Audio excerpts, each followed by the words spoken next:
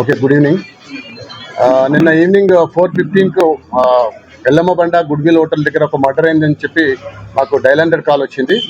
అదే సమయంలో ఒక సివిలియన్ కూడా ఇన్స్పెక్టర్ జగదీర్గుట్టకు కూడా ఫోన్ చేయడం జరిగింది. వెంటనే జగదీర్గుట్ట ఇన్స్పెక్టర్ అక్కడ తన సిబ్బందిని తీసుకొని ఆ ఎల్లమ్మబండ గుడ్విల్ హోటల్ దగ్గరికి వెళ్ళాడు. అప్పటికే ఆ గుడ్విల్ హోటల్ ముందు ఒక యువకుడు, 40 ఇయర్స్ యువకుడు తీవ్ర మల్టిపుల్ ఇంజురీస్ తోటి రక్తం మడుగులో చనిపోయి ఉన్నాడు.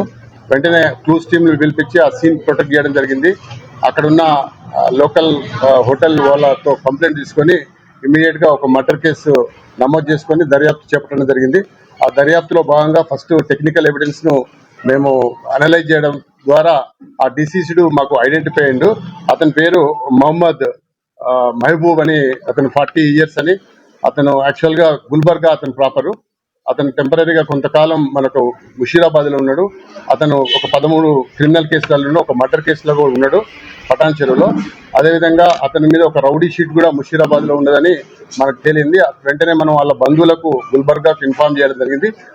తదనంతరం మేము మా ఉన్నతాధికారుల ఆదేశానుసారంగా ఒక 4 టీమ్స్ను ఏర్పాటు చేసి అందులో ఒక 2 టీంలు టెక్నికల్ ఎవిడెన్స్ కొరకు, ఒక 2 టీంలు ఫిజికల్గా అక్యూజ్ని అప్రహెండ్ చేయడం కొరకు SOT వాళ్ళ సహకారంతో అది నిన్నటికెళ్ళి వాళ్ళని సెర్చ్ పార్టీస్ ఆపరేట్ చేయడం జరుగుతుంది.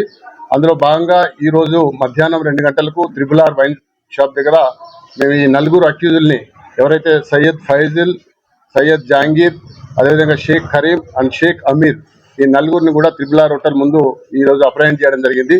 అప్రహెండ్ చేస్తే మనకు ఈ ఫాజిల్ అనేటప్పుడు ఇచ్చిన ఇన్ఫర్మేషన్ ఏంటంటే, ఈ ఫాజిల్ అతను ప్రజెంట్గా మన దగ్గరనే జగదీర్గుట్టలో ఉంటున్నాడు.